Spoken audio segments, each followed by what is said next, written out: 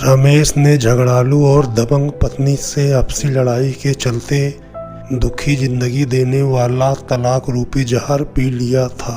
अगर चंद्रमणि उसकी माँ की सेवा करने की आदत बना लेती तो वह उसका हर सितम हंसते हंसते सह लेता, मगर अब उससे अपनी माँ की बेइज्जती सहन नहीं होती थी। ऐसी पत्नी का क्या करना जो अपनी ज़्यादातर समय टेलीविज़न देखने व मोबाइल फ़ोन पर अपने घर वालों या सखी सहेलियों के साथ गुजारने और घर के सारे काम रमेश की बूढ़ी माँ को करने पड़े। बार बार समझाने पर भी चंद्रमणि नहीं मानी, उल्टे रमेश और रमेश की माँ का ही कसूर निकालने लगती।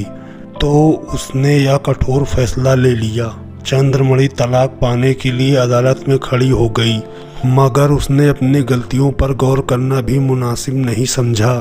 इस तरह रमेश ने तकरीबन 6 लाख रुपए गंवाकर अकेलेपन भोगने के लिए तलाक रूपी सांप झेल लिया। ऐसा नहीं था कि चंद्रमणि से तलाक लेकर रमेश सुखी था। खूबसूरत सांचे में ढली गोरा बदन वाली चंद्रमणि उसे अब भी तन्हा रातों में बहुत याद आती थी, लेकिन माँ के सामने वह अपने दर्द को कभी जाहिर नहीं करता था। लिहाजा उसने अपना मन अपनी दुकानदारी में पूरी तरह लगा लिया। रमेश मन लगाकर अपनी जनरल स्टोर में 16-16 घंटे काम करने लगा। काम खूब चलने लगा, रुपया बरसने लगा था। अब वह रेडीमेड कपड़ों की दूसरी दुकान खोलना चाहता था। रविवार का दिन था। रमेश अपने कमरे में बैठा कुछ हिसाब किताब लगा रहा था कि तभी उसका मोबाइल फ़ोन बजा। फ़ोन उठाते किसी अजनबी औरत की बेहद मीठी आवाज़ सुनाई दी। रमेश का मन रोमांटिक सा हो गया। उसने पूछा तो दूसरी तरफ से घबराई आवाज़ में बताया गया कि उस औरत की 5 साल की बेटी से गलती हो गई है। रमेश ने कहा, अरे इसमें गलती की कोई बात नहीं है, बच्चे तो शरारती होते ही हैं। बड़ी प्यारी बच्ची है आपकी, इसके पापा घर पर ही हैं क्या? रमेश ने पूछा तो दूसरी तरफ से खामोशी छा गई। रमेश ने फिर पूछा तो उस औरत ने बताया कि उसने अपने पति का घर छोड़ दिया है। ऐसा क्यों किया? या तो आपने गलत कदम उठाया। घर उजाड़ने में समय नहीं लगता, पर बसाने में जमाने लग जाते हैं। आपको ऐसा नहीं करना चाहिए था। आपको अपनी गलती सुधारनी चाहिए और अपने पति के घर लौट जाना चाहिए। रमेश ने बिना मांगे ही उस औरत को उपदेश दे दिया। औरत ने दुखी मन से बताया, ऐसा करना बहुत ज़रूरी हो गया था। अगर मैं ऐसा ना करती तो वह जालिम हम माँ बेटी को मार ही डालता। रमेश ने कहा, देखो घर में छोटे मोटे मनमुटाव होते रहते हैं, मिल बैठ कर समझौता कर लेना चाहिए। एक बार घर की गाड़ी पटरी से उतर गई तो बहुत मुश्किल हो जाता है। तुम्हारा अपने घर लौट जाना बेहद ज़रूरी है। लौट आओ वापस, बाद में पछतावे के अलावा कुछ भी हाथ नहीं लगेगा। रमेश ने रास्ते से भटकी हुई उस औरत को समझाने की भरपूर कोशिश की, पर उसका यह उपदेश सुनकर वह औरत मानो गरज उठी। जो आदमी अपराध करके बार बार जेल जाता रहता है, जब वह जेल से बाहर आता है तो मेहनत मजदूरी की कमाई रुपए छीन कर फिर नशे में अपराध करके जेल चला जाता है, तो हम उस राक्षस के पास मरने के लिए जाएं? अगर तुम अब यही उपदेश देते हो तो तुम ही हम माँ बेटी को उस जालिम के पास छोड़ आओ, हम तैयार हैं। उस परेशान औरत ने अपना दर्द बताकर रमेश को लाजवाब कर दिया। यह सुनकर रमेश को सदमा सा लगा। वह सोच रहा था कि वह जवान औरत अपनी मासूम बेटी के साथ अकेले बेरोजगारी की हालात में अपनी ज़िंदगी कैसे बिताएगी। यकीनन ऐसे मजबूर इंसान की ज़रूर मदद करनी चाहिए। वैसे भी रमेश को औरतों के सामान वाले जनरल स्टोर पर किसी औरत को रखना था, तभी वह रेडीमेड कपड़ों की दुकान दूसरी चला पाएगा। अगर यह मीठा बोलने वाली औरत ऐसे ही दुकान पर ग्राहकों से मीठी मीठी बातें करेगी तो दुकान ज़रूर चल सकती है।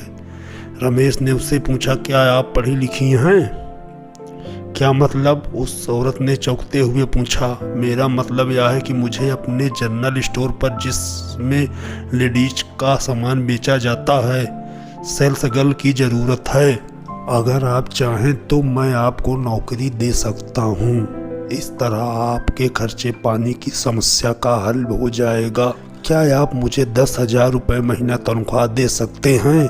उस औरत ने चहकते हुए पूछा। हाँ हाँ, क्यों नहीं। अगर आप मेरी दुकान पर 12 घंटे काम करेंगी तो मैं आपको 10,000 रुपये से ज़्यादा भी दे सकता हूँ।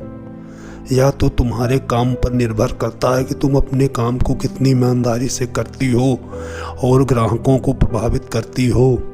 काम तो मैं आपके कहे मुताबिक ही करूँगी, बस मुझे मेरी बेटी की परेशानी रहेगी।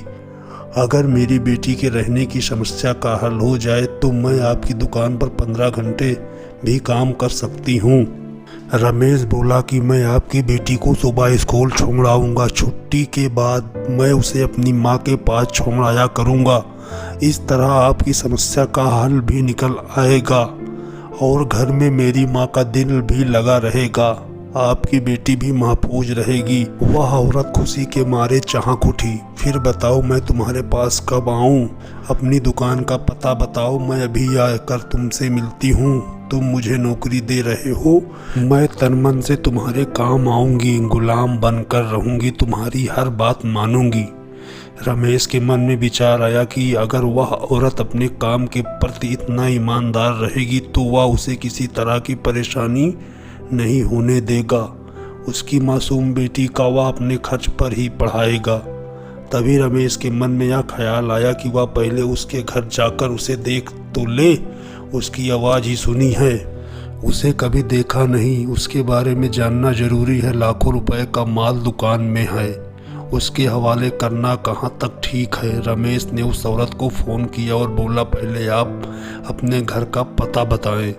आपका घर देखकर ही मैं कोई उचित फैसला कर पाऊंगा। वह औरत कुछ कह पाती इससे पहले ही रमेश को उसके घर से मर्दों की आवाज़ सुनाई दी। वह औरत लहजा बदल कर बोली, अभी दो मेरे भाई घर पर आए हैं, तुम कल शाम को आ जाओ। मैं तन मन से आपकी दुकान में मेहनत करूंगी और आपकी सेवा भी करूंगी। आपकी उम्र कितनी है वैसे? उस औरत ने पूछा। मेरी उम्र तो यही बस 40 साल करीब होगी। अभी मैं भी अकेली ही हूँ। पत्नी से आपसी मनमुटाव के चलते मेरा तलाक हो गया है।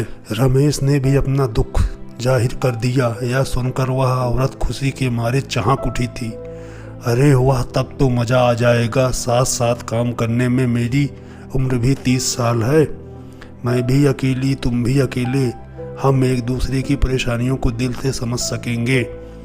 इतना कहकर उस औरत ने शहद घुली आवाज़ में अपने घर का पता बताया। उस औरत ने अपने घर का जो पता बताया था वह कॉलोनी तो रमेश के घर से आधा किलोमीटर दूर ही थी। उसने अपनी माँ से औरत के साथ हुई सारी बातें बताई। माँ ने सलाह दी कि अगर वह औरत ईमानदार और मेहनती है तो उसे अभी उसके घर जाकर उसके भाइयों के सामने बात पक्की करनी चाहिए। रमेश को अपनी माँ की बात सही लगी। उसने फ़ोन किया तो उस औरत का फ़ोन बंद मिला। रमेश ने अपनी स्कूटर स्टार्ट किया और चल दिया उसके घर की तरफ, मगर घर का गेट बंद था। गली भी आगे से बंद थी। वहाँ कुछ खास चहल पहल भी नहीं थी। मकान भी मामूली सा था। गली में एक बूढ़ा आदमी नजर आया तो रमेश ने उस औरत का नाम लेकर उसके घर का पता पूछा। बूढ़े ने नफरत भरी निगाहों से उसे घूरते हुए सामने मामूली से मकान की तरफ इशारा किया। रमेश को उस बूढ़े के बर्ताव पर गुस्सा आया, मगर उसकी तरफ ध्यान न देते हुए उसने उस औरत के मकान की तरफ आवाज़ लगाई। थोड़ी देर में दरवाज़ा खुला तो एक हट्टी कट्टी बदमाश सी नजर आने वाली औरत रमेश को देखते ही गरज उठी। क्यों रे, हल्ला क्यों मचा रहा है? ज्यादा सुलग रहा है? फ़ोन करके आता देख नहीं रहा है कि हम आराम कर रहे हैं? अगर हमारे चौधरी जी को गुस्सा आ गया तो तेरे राम नाम सत्य हो जाएगा। अब तू निकल ले यहाँ से, वरना अपने पैरों पर चलकर नहीं जा पाएगा। अगली बार फ़ोन करके आना, चल भाग यहाँ से। उस औरत ने अपने पास खड़े दो बदमाशों की तरफ देखते हुए रमेश को ऐसे धमकाया जैसे वह वहाँ की नामचानी हस्ती हो। रमेश ने कहा, अपनी औकात में रह गंदगी में मुंह मारने वाली औरत, मैं यहाँ बिना बुलाए नहीं आया हूँ। मेरा नाम रमेश है। अगर मैं कल शाम को यहाँ आता तो तुम्हारी इस दुकानदारी का मुझे कैसे पता चलता? कहो तो अभी पुलिस को फ़ोन करके बताऊं कि यहाँ क्या गोरा धंधा चल रहा है। रमेश ने धमकी दी। रमेश समझ गया था कि उस औरत ने अपनी शख्स की दुकान खूब चला रखी है, वह तो उसकी दुकान का बंटाधार करके रख देगी। उसने मन ही मन अपनी माँ का एहसान माना, जिनकी सलाह मानकर वह आज ही यहाँ आ गया था। उस औरत के पास खड़े उन बदमाशों में से एक ने शराब के नशे में लड़खड़ाते हुए कहा, अबे तू हमें पुलिस के हवाले करेगा, हम तुझे जिंदा नहीं छोड़ेंगे। पर रमेश दिलेर था, उसने लड़खड़ाते उस शराबी पर 3-4 थप्पड़ जमा दिए। वह धड़ाम से जमीन पर गिर गया। यह नज़ारा देखकर वह औरत, जिनका नाम चंपाबाई था, चंपाबाई ने जूता चप्पलों से पिटाई करते हुए कमरे से उन दोनों आशिकों को भगा दिया।